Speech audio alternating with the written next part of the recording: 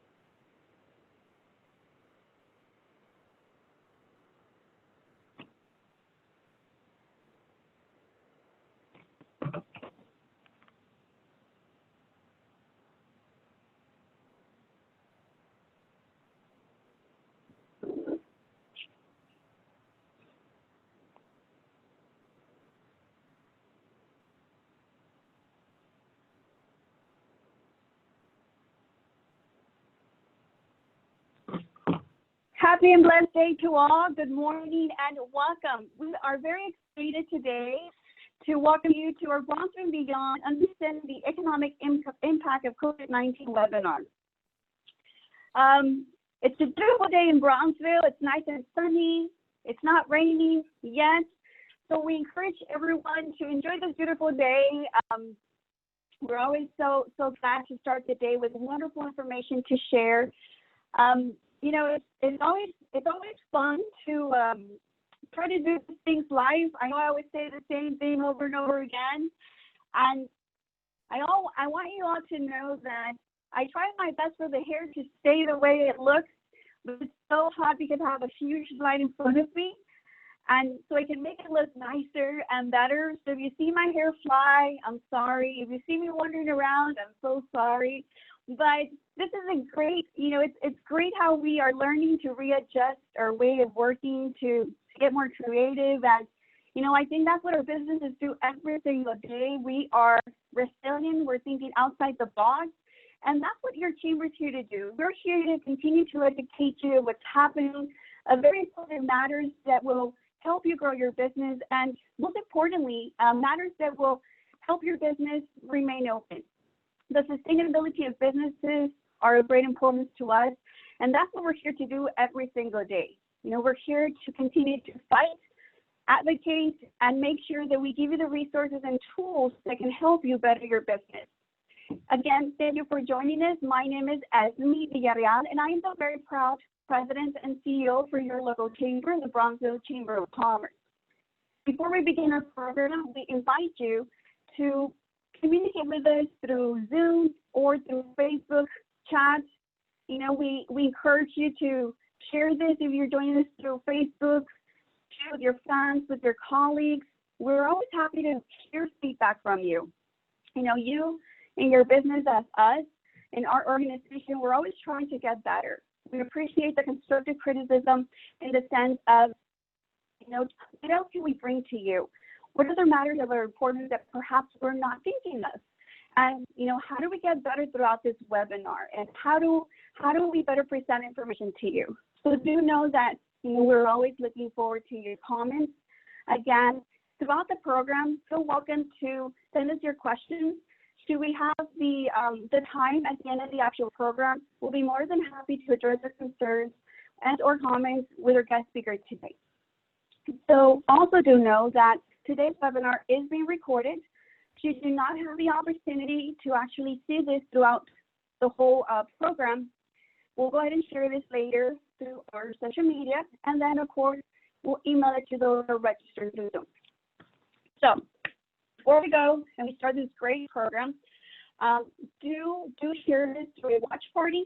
If you're actually joining us through Facebook, I think the great way to, educate your friends and your colleagues and the businesses.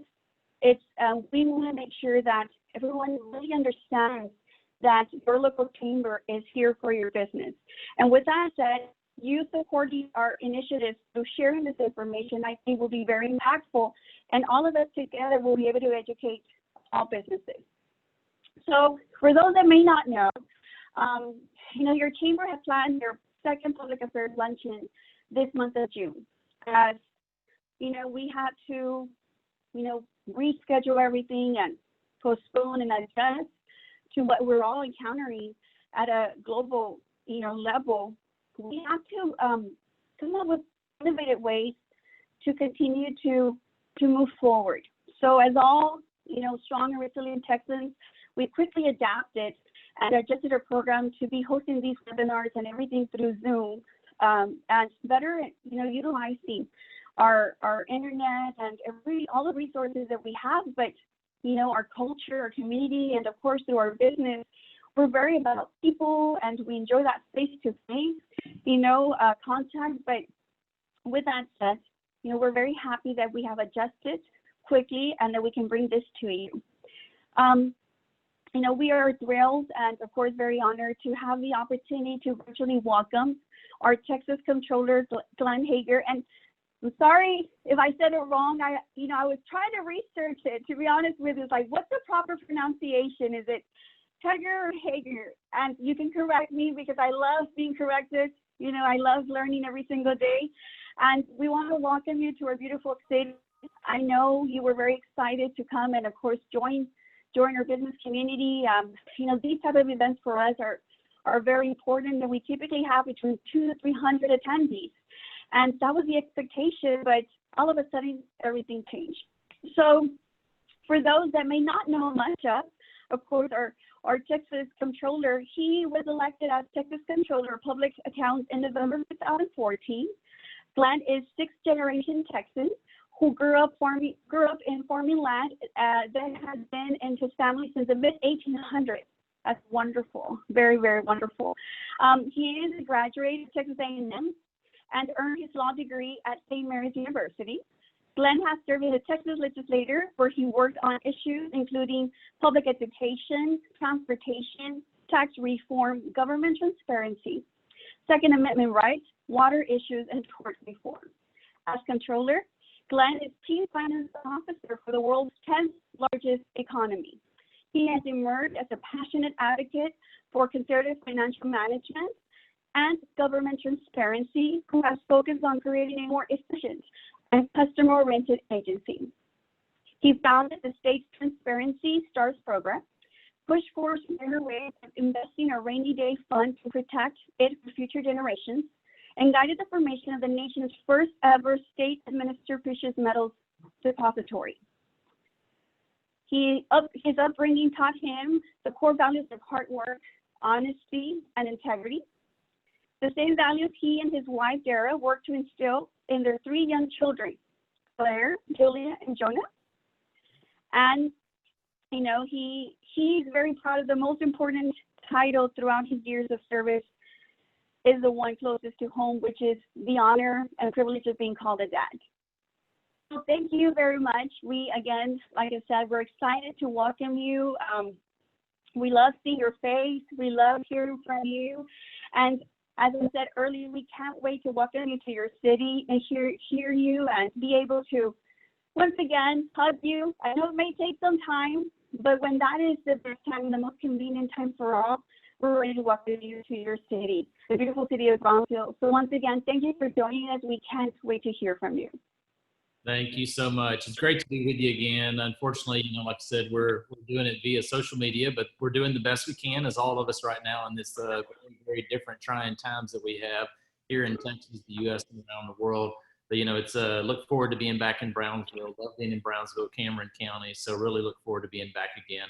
I'll just a few quick comments. You got Hegar right. So you're one of the few that got it right.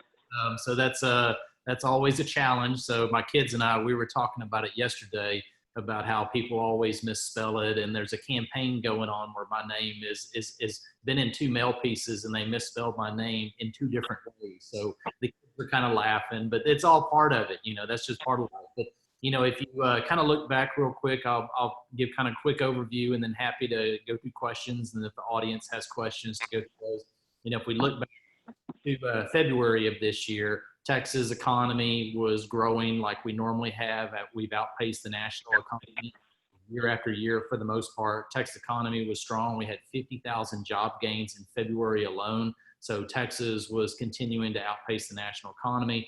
If you look at revenues, just kind of real quick to remind everybody, in my office, I have 3,000 employees, but three constitutional responsibilities. One, running the state treasury. So we make sure that every payment that needs to be made, about 14 million payments for the state of Texas for over 100 agencies of roughly about $126 billion state budget.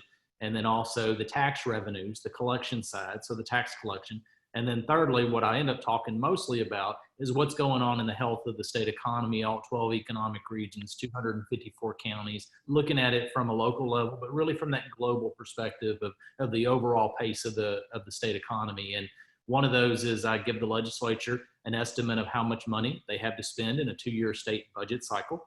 That revision that we gave last fall, looking at it in February, we were tracking a little bit ahead as far as what we had estimated was going to come into the state treasury. So the point was February was good, and then unfortunately we hit March. And March we had the first thing, as everybody knows, was a disagreement and inability for Saudi Arabia and Russia to come to an agreement, as in for OPEC production cuts for oil. Not only did they not agree to cuts, but then Saudis said they were going to announced at the very beginning of March that they were going to increase production. And so that in itself caused a significant disruption in the oil market, caused a disruption here in Texas, which those in the oil and gas industry know there's ups and downs, and it's a commodity, and it can change very rapidly because of global politics and or events around the world. And on top of that, we have been watching COVID as it was happening in China, other parts of the world. And then the question was, what was that going to do to the United States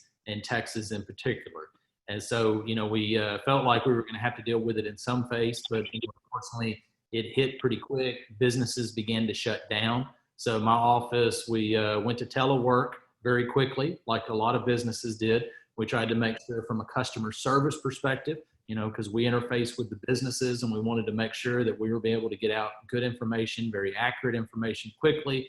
We began to track what was going on in the federal government, as well as some of the COVID packages for dollars that would go to businesses. And that may not be in our exact charter of what we're supposed to do, but we want to make sure through all of our social media outlets and capabilities that we were also, and it's always good, even if it's redundant information, that businesses are able to get the information, whether it was, being able to borrow money from the treasury for a short period of time, from the taxes. We got a lot of questions. People may realize in Brownsville, Cameron County is not immune to having unfortunate tropical storms or hurricanes come through, disaster declarations. So anybody who's along the Gulf Coast is familiar with that. And so some of you may recall that when there is a disaster declaration, I have the authority in my office to essentially enable businesses in that disaster declaration area to defer the payment of taxes for up to 90 days. So the question came is, Glenn, are you going to do that for businesses? Where we started looking at it, and obviously this wasn't 1 or 2 counties. This wasn't just a region of the state of Texas. All 254 counties had a disaster declaration. And then the question was, well, can you provide that exemption for 90 days for restaurants, for the hotels? And really the issue is I don't have the authority to separate one business industry versus another. So the point is if I gave that 90-day grant extension, it would be for every business in every portion of the entire state of Texas, which didn't really seem practical, and not everybody needed it. And then lastly, when we collect sales tax, for example, what was collected in April, those businesses that collect from you and I, the taxpayers, they hold it in trust and to turn it over to the state of Texas in May. And then also they're collecting in trust for local governments. And so in May, we collect the dollars from the businesses that they collected in April. And then we turn right back around and send the local portion to 1,633 local governments across the state that get a portion of sales tax. And so my point being is, I didn't feel like it would be fair to give a blanket across the entire state of Texas for a deferral. And then also we'd be making a decision for 1,633 local jurisdictions who needed those dollars to be able to pay for essential services, the police, fire, during this time of COVID. So what we decided is to look at each business on a case-by-case basis. We've asked businesses to file their paperwork, their tax return, also to make their payment because it's held in trust. However, those that are struggling to reach out to us, they could call us at the 800 hotline, which is, if anybody just wants to know, 800-242-8880. And again, that's 800-242-8880. Could call us. We would be willing to work into a short-term payout agreement. The question has become, as we did that in March, we did that in April, now in May, June. What we're transitioning to now is we're looking at it on a case-by-case basis, as I mentioned, which is a lot more work on our part, but at least that deals with it fairly. So if you're a business, you've had good history in the past, we want to work with you.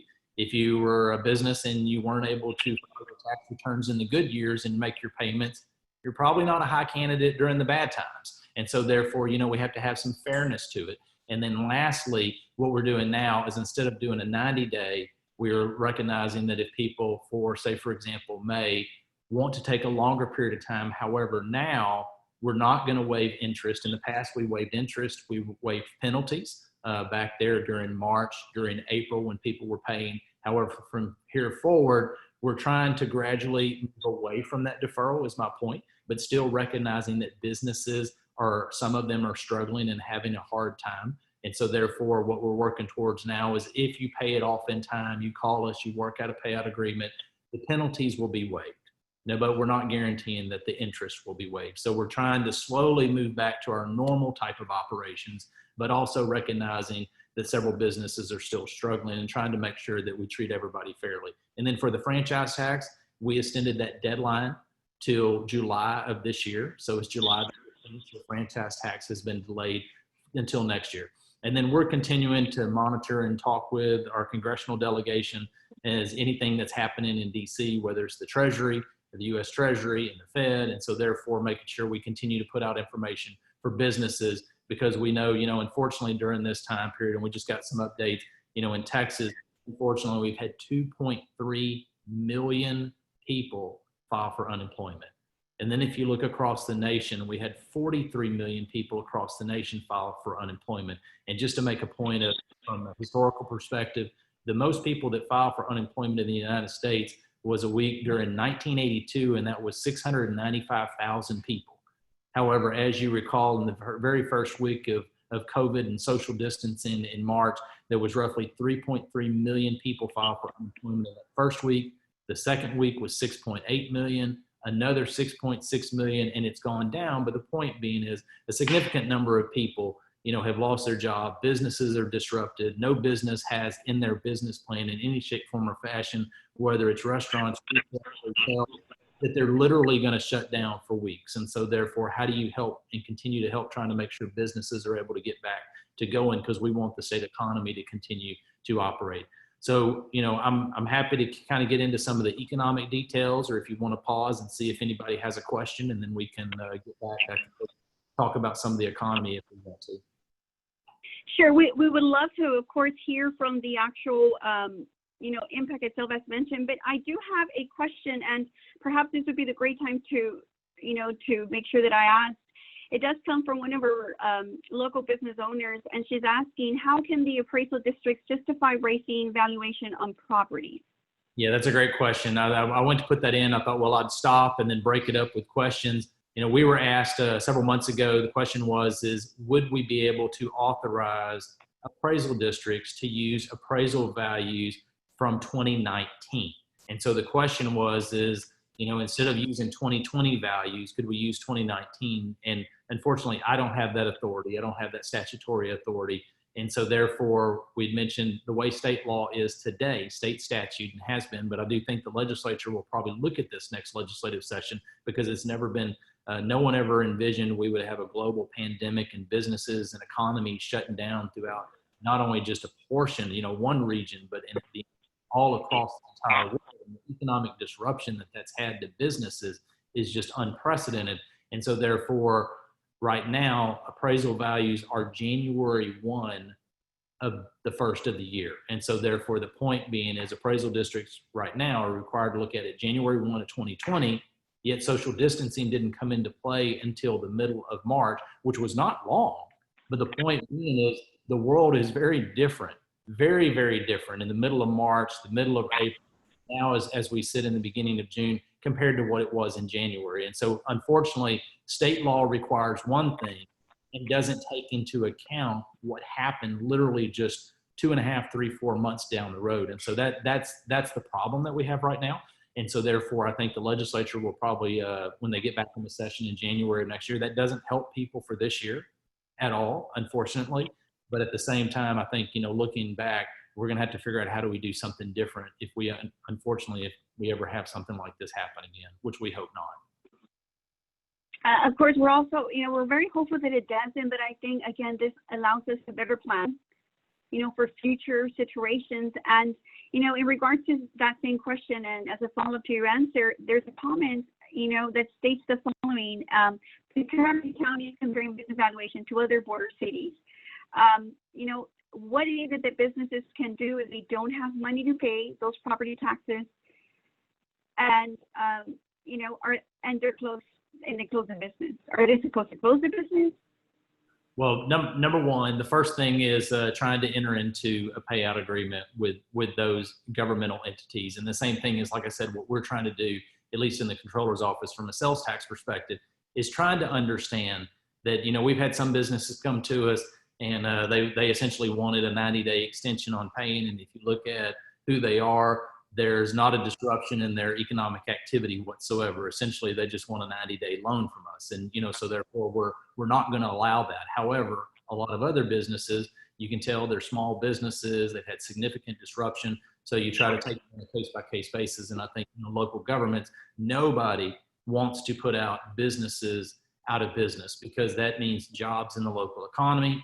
That's what makes the economy. And, as we know, at least in my office, you want to work with businesses because you would rather have them in business in 2 and 3 months than out of business. And sometimes people just need a short, small bridge. And so therefore, trying to have the opportunity to pay that out over time makes significant sense to enable those businesses to do that, because that's much better than closing your doors.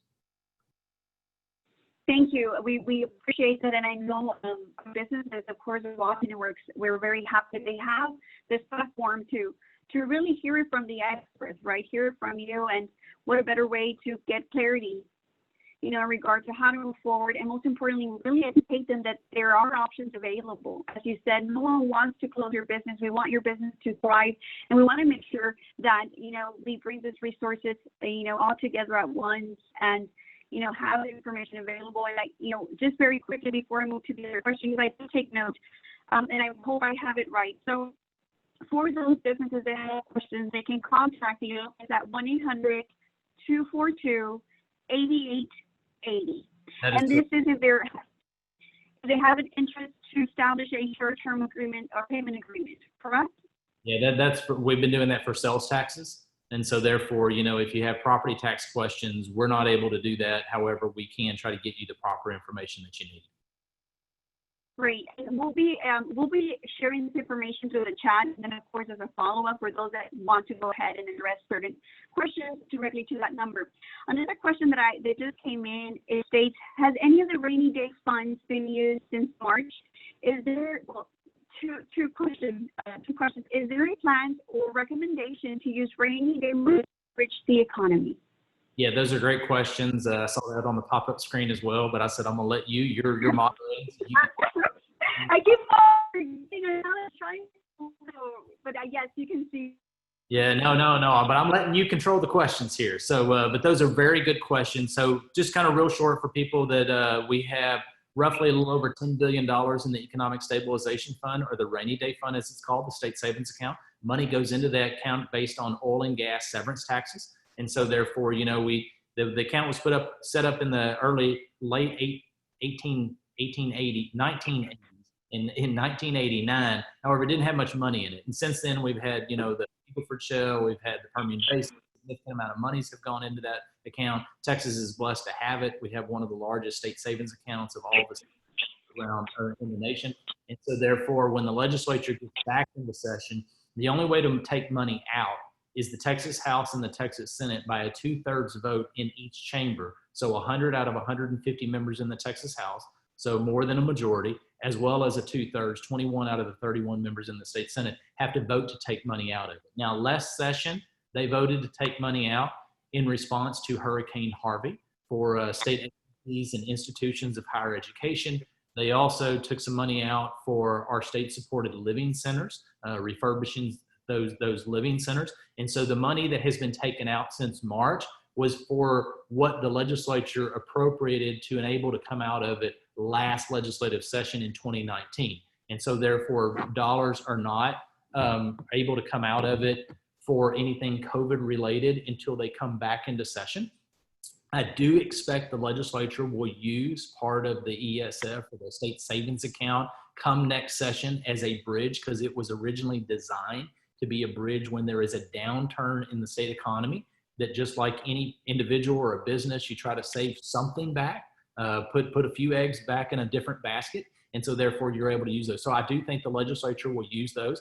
Just to kind of put in perspective where are we at in the state economy right now. Again, as I mentioned, Texas economy was growing. We had sales tax increasing every single month compared to the same month of a year ago. However, in the collections that we had in April, which again were for the economic activity in March, were down 9.3% compared to April of last year.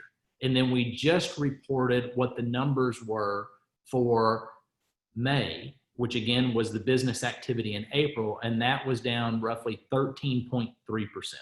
So that was one of the largest drops that we've had going back to February of 2010 in sales tax. Just to mention a couple of the other tax revenues, just to kind of put in perspective.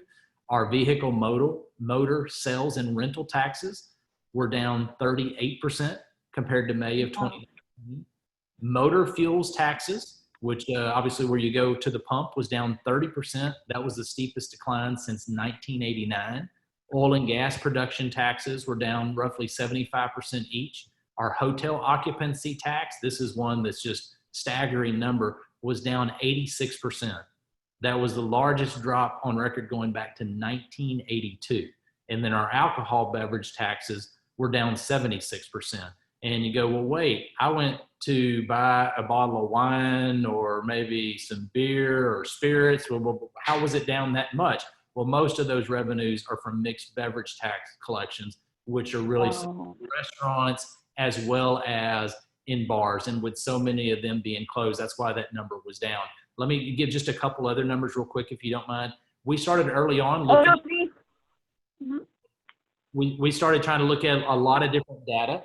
And just to make a point of how the economy has been impacted, if you look at part-time workers, in the very beginning, they were down roughly 60%. Now they're down roughly about 34%, which is still significantly down.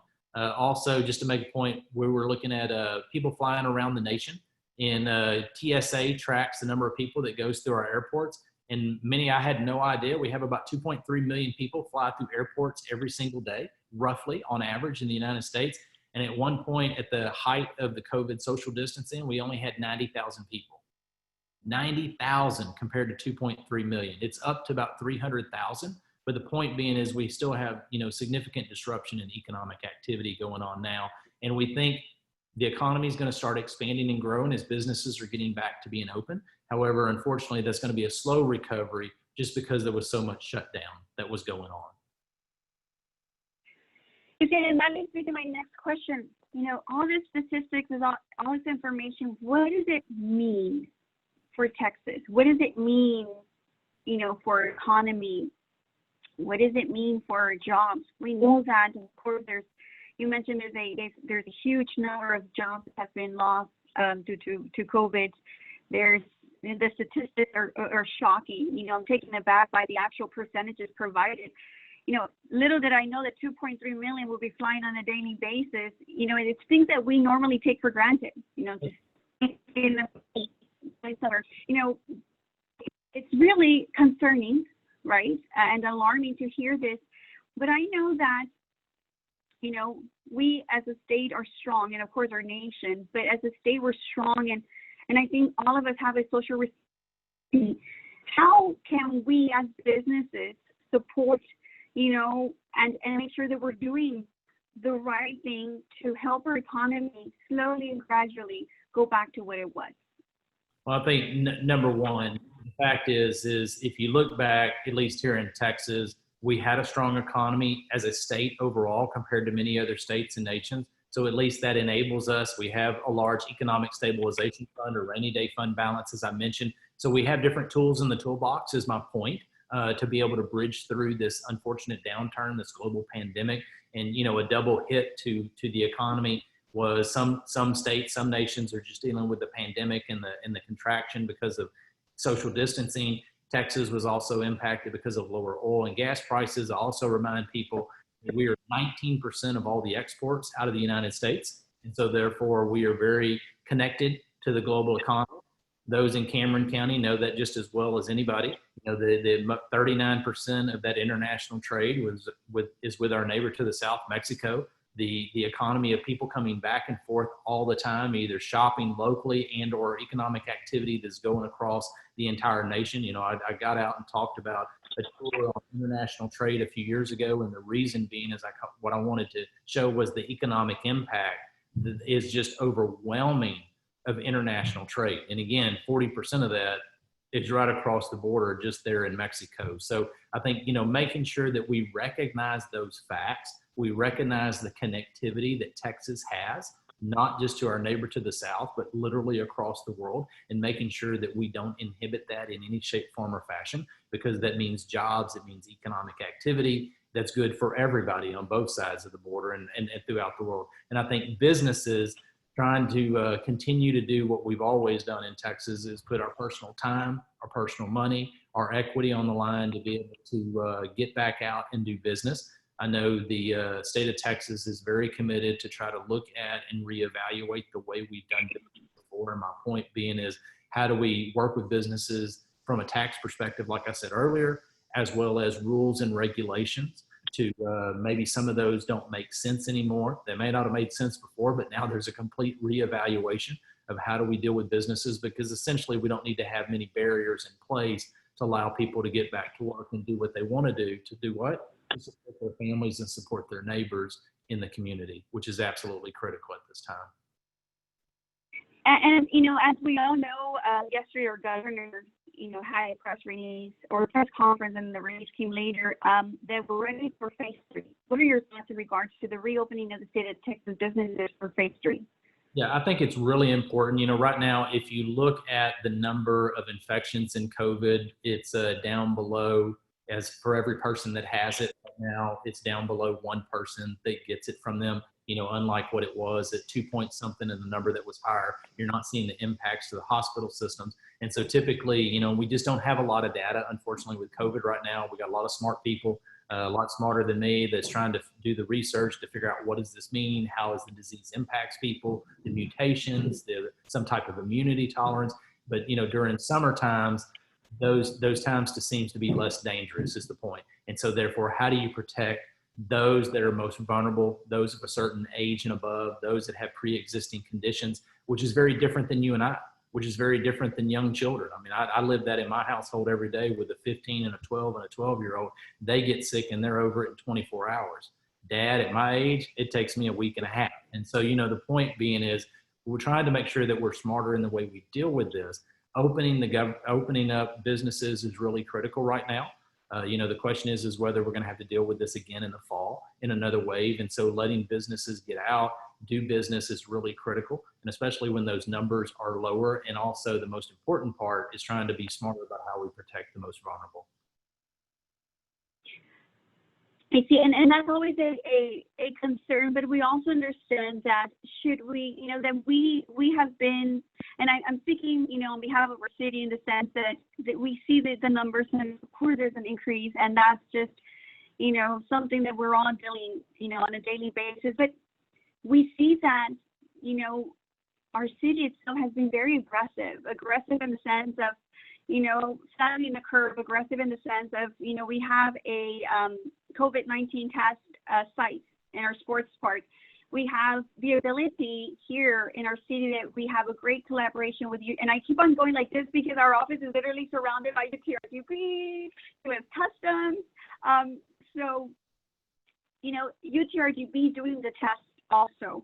And then, you know, our elected officials, our mayor, our city management office, they've been extremely, extremely proactive, you know, in support of growing small businesses and doing, you know, curbside pickup in downtown, stopping the cost of parking meter, having people just get down. And I think that's, you know, that's how we as a city are coming, you know, together. But I also think, and I see every single day that, you know, as I'm driving around, because I do drive around the city all the time, I'm always wondering who's open, who's closed, what can we do? We've taken that responsibility very serious. And I see that there's been a high, you know, support and using curbside pickup and everything else. But what I'm leading to is that we all want our businesses to open and we're all supportive of it. But here locally, we're doing it in such a responsible manner. And I'm very proud of our city and everyone in our community. I see many that are wearing their masks. I see many that, you know, are doing their social distancing, even though it's no longer mandatory, right, and required by our governor and, of course, our county and our city. We're still, you know, making sure that we grow our businesses. And the you know, the news of yesterday at 50% capacity for all businesses. And then also, it really, I think it gives us a lot of hope to responsibly open our great state of Texas for business, but also in a very responsible manner, like you said, to continue to flatten that curve. I think that's important. We can grow our economy if everyone, you know, of course, you know, is out there and not practicing social distancing. That, again, will defeat the purpose of all the efforts that we have done together as a state and as a city. So, you know, with that said, what do you recommend to the businesses? I mean, in the sense of we're now able to officially open all businesses. How do we move forward while still dealing with COVID-19 and making your business grow? Yeah, well, I would say, you know, kind of first, the conversation that my wife and I were having yesterday. So I have, you know, 3,000 employees. She manages a law firm and talking about how we're getting our businesses. And we've been talking a lot about how each of us, we're trying to get our offices back operating. There's still going to be, at least in our agency and her business, is there still going to be some social distancing. Some, and not everyone's going to come back to business overnight. You know, it's going to be a slow phase in over time. And will anybody ever really come back to work full time in our two offices with more telework? But then the conversation led to yesterday. So if anything else, pray for me, because my 15-year-old daughter, I went and got her learner's permit yesterday. And as we went to the DPS office, you know, I never, hit the computer. Never envisioned that I would wear a mask, you know, in public, but her, and as we walked up, I made the point, I said, well, the reason we're wearing this is out of respect for everybody else, you know, because some people may be uncomfortable. Some people may not feel comfortable around, you know, others not knowing. And so the point is, what I'm saying to that is we talked then about, because we haven't taken the kids out a lot, that now take them to the grocery store, you know, they wear their mask. The point is trying to instill confidence in people that it's okay to be out as long as you're taking certain precautions, you know, washing hands, making sure that you use hand sanitation, you know, and fortunately in this country, we have rainwater, we have fresh water, we have that capability. Many other countries don't, you know, and so the question becomes, we're going to be able to get back. And I think instilling confidence in others and being respectful. I think right now we see that more than ever right now in our country, of course, over the course of the last week, you know, and I was posting something yesterday that I think we all need to look through the eyes of others. We need to look through walk in the shoes of other people and have a little bit more open-mindedness to the impacts of other people. And I think part of right now, you know, we have a strong state, we have a strong number of people in this state, but I think we need to be very open-minded, to be respectful. You know, it may not be something Glenn wants to do, but Glenn needs to be mindful of everybody else. And that can instill a community to where we share, and I say this quite often, where we row the boat together. You know, and I just think that, you know, we are as strong as we are united, and we are as weak as we are divided. And it's very simple on that. And I think, you know, that instilling in a community is critical.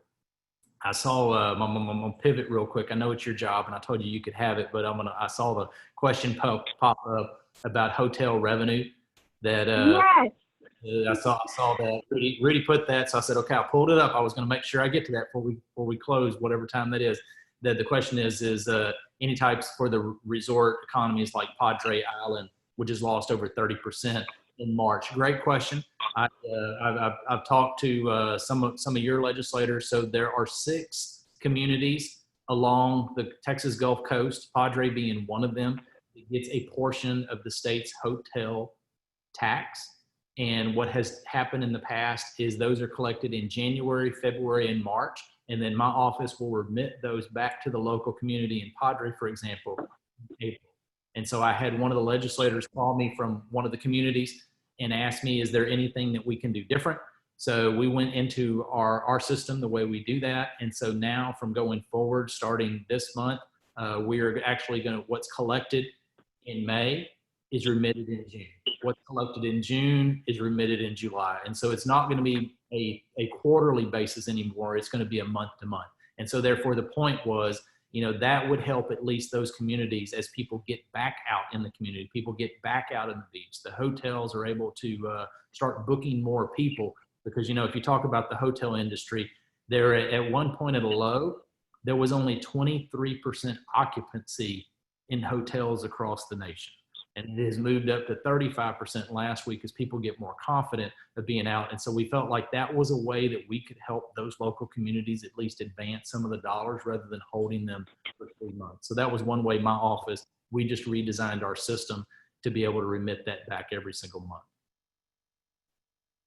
And is this something that is being communicated directly with our hotels, or how is it that we can assist in, of course, providing this type of information to all of our businesses? I say this because here locally, in conversations with many of our hotel business owners that reach out to the chamber, and you may know or may not know, but we here at the chamber have a COVID-19 Rapid Response Small Business Assistance Program Center in collaboration with both of our EDCs, GBIC and BCIC. With that said, we've had the ability to contact thousands of, from management to owners of businesses here locally and of the region. And, our hotels and motels have really suffered. Yes. And like all others, but one of the actual, many of the things that we saw though is that these hotels closed for the first time in maybe since they opened. And we heard it from them. We heard how it was just one GM running the show and trying to make sure that everything happens. And I myself come from hospitality industry, so I know how difficult that is. How can we share this? Is this something that is, automatically sent to them, or is there something that we can do to assist? We want to make sure that we as a chamber have the ability to support your efforts, your branding efforts, and the great information shared. We do get your press releases all the time.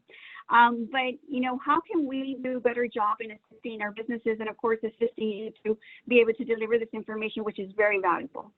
I think what we're doing today, and I've had so many calls and discussions with chambers via Zoom or WebEx or any other Skype, just the different modes of communication, social media, other types, to be able to get on a phone call, just so people can get information and sharing that information. In today's world, we're able to share information so much quicker and easier, but unfortunately that also leads to a time that there's a lot more disinformation and there's a lot more out there. And so so I think, partnering together can make sure that we're getting the right information out to businesses, which is really critical. When we talk about the ability of Texas to continue to grow as an economy, and I mean across all 254 counties, that is dependent on small business.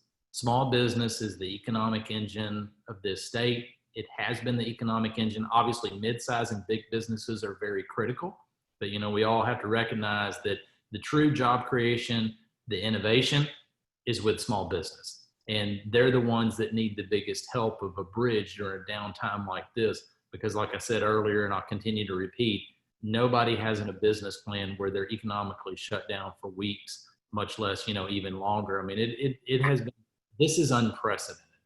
very unprecedented. And somebody I think had asked a question, and I didn't mention earlier, so I apologize. Once we started into this, very quickly I started saying, unfortunately Texas was going to see some type of recession. We just didn't know how deep, we didn't know how wide. And so I plan to give a revision to my revenue estimate come this summer in July. We are working on, and we always do this time of year, of the state's cash flow needs, because the state's fiscal year ends at the end of August and we start our new one September 1. So we work on our cash flow needs, because Texas, we like to do a lot of things different.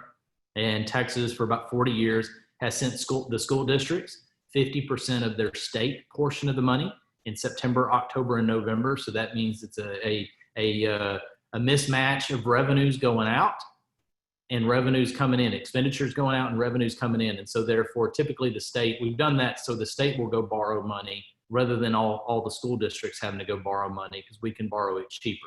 And so therefore, we are working on that right now. I wanted to get the revenues in from last month, from April, at the deep of this downturn, to be very blunt. The 13.3% down, I thought that was going to be deeper. I felt like it was going to be bigger than what it was. So I feel as though there was some economic activity that we can't see, whether it was businesses, individuals trying to buy IT equipment to work from home, whether it was stimulus checks, people spending those dollars. And so therefore, I want to see what next month's revenue are, and then we're going to provide an official revenue estimate to the legislature this July. And that leads me to my last question. And I know it's been a wonderful conversation, and I know there is no right answer or wrong answer, but how do you foresee that we, our state of Texas, and of course the Rio Grande Valley, can rebound from COVID-19?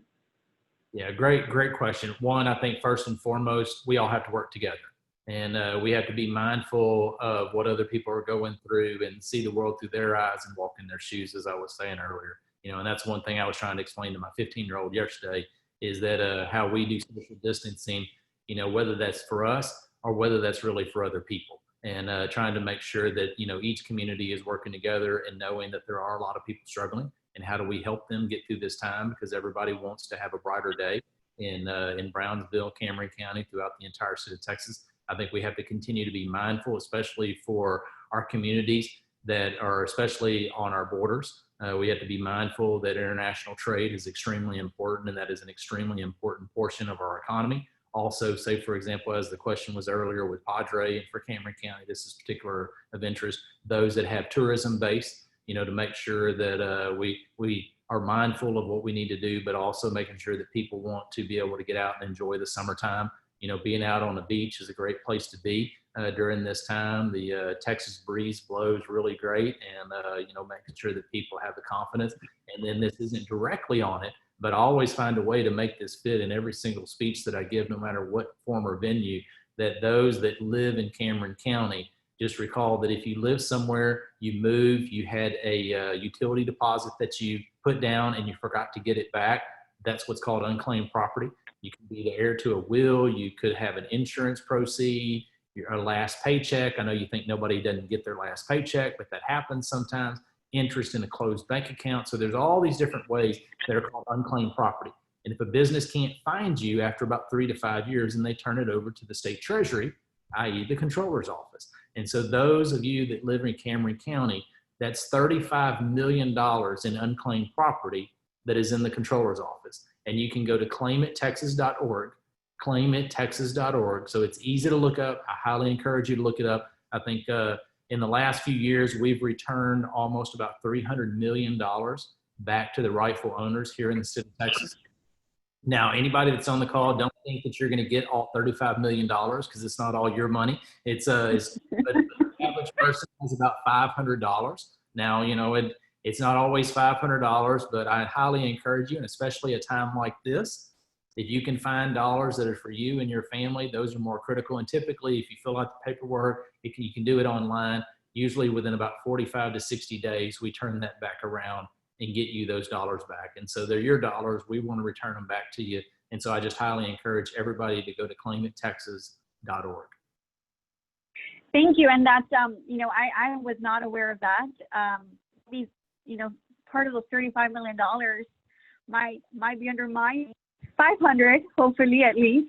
But, that's great information to share. I think, again, the education factor is of great importance to continue to grow.